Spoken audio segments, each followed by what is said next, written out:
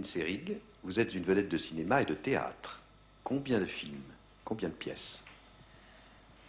Je ne sais pas, je crois une vingtaine de films, aux environs de 20. Et au théâtre, je ne sais pas combien de pièces. Vous avez des animaux, des chats, Révolution et Olivia. Pourquoi? Oh, c'est une très vieille histoire. J'ai Olivia qui est là. Je l'ai eue quand elle avait 3 mois parce que je devais créer une pièce de Harold Pinter. Dans cette pièce, il y avait un chat angora blanc et il fallait que ce chat soit un persan blanc. Alors on a cherché beaucoup. C'était au théâtre Hébertot.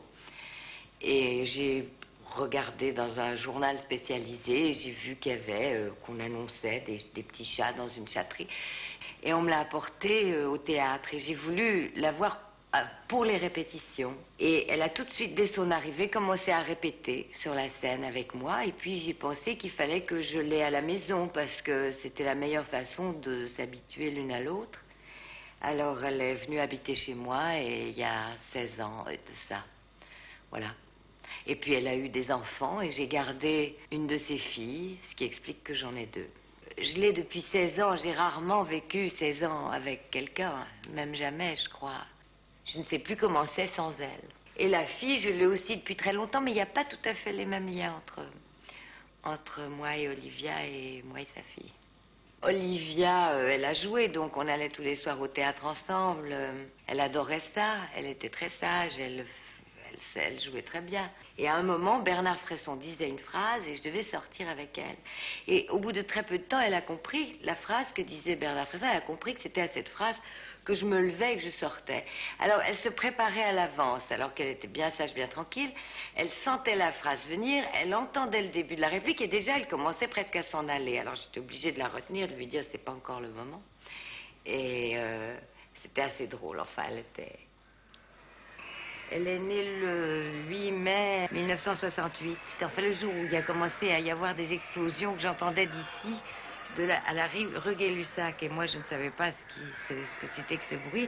Et sa mère était en train d'accoucher. J'entendais des bruits comme des bombardements. Enfin, je ne comprenais pas ce que c'était. Et comme elle est née un peu de travers, j'avais le vétérinaire au bout du fil et qui me disait de tirer sur les pattes pour qu'elle naisse correctement. Et j'entendais ces bruits étranges qui étaient les premières barricades de 68. Alors on l'a appelée Révolution. Et puis voilà qu'elle s'est mise à boiter.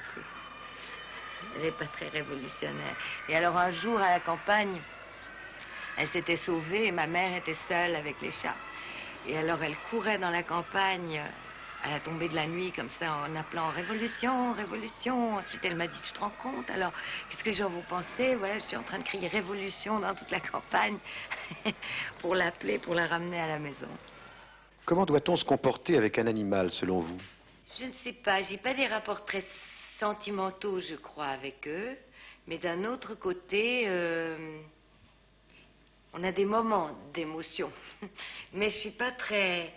Je sais pas, elles vivent leur vie dans la maison. Comme elles sont très touffues et poilues, je suis obligée de les peigner, de les brosser, Alors elles aiment bien ça,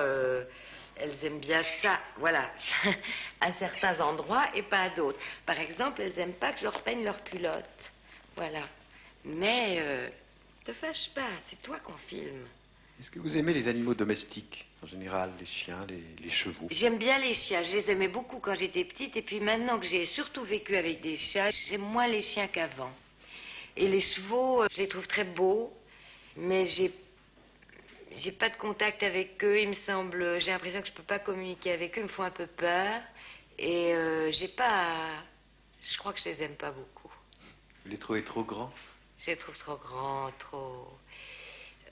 je sais pas. Et puis quand on les fait courir, j'ai toujours l'impression qu'ils vont se casser une patte. Quand ils tombent, je supporte pas de les voir tomber.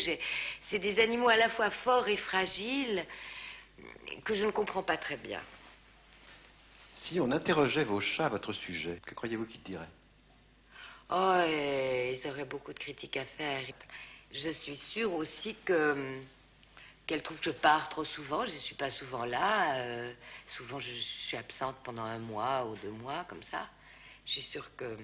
Enfin, quand je rentre, elles me font un petit peu la tête. Elles font, il faut faire une cérémonie d'approche. Il faut que je leur dise, mais voilà, je suis là. Puis elles font le tour de la pièce avant de venir me voir. C'est toute une cérémonie. L'heure du repas approche, là. Vous voulez le faire devant nous? Oui, allez, on va leur faire leur soupe. D'accord.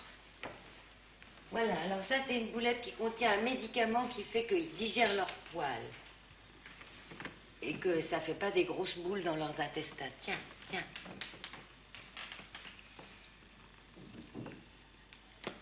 Je mets ma main dessous parce que sans ça, elle crache la pilule. Alors je les force à avaler très vite pour qu'elle... Voilà. Parce qu'elles sont très malines. Quelquefois, elles laissent la pilule tomber et puis c'est... Voilà. Voilà. Maintenant, je fais leur soupe. Qui n'est pas de la tarte, comme on dit. Alors, il y a des petites pâtes, des petits vermicelles, comme ça. Et puis, il y a une espèce de poule au pot avec des poireaux, des carottes. Vous voyez, des morceaux de poulet que je coupe en morceaux. Olivia, en général, monte sur le comptoir. Ça a l'air délicieux, on a envie d'en manger. Voilà, c'est à peu près ce que moi, je me fais pas des choses comme ça, je le fais que pour elle. Oui, vous faites des choses simples, en boîte probablement. Un jour, un vétérinaire m'a dit que si on avait des animaux, c'était pas pour qu'ils meurent jeunes, que sans ça, il valait mieux pas en avoir. Et c'est là que j'ai tout de suite arrêté de leur donner des boîtes, parce qu'en fait, j'ai réfléchi que si j'avais des chats, c'était pour les avoir le plus longtemps possible.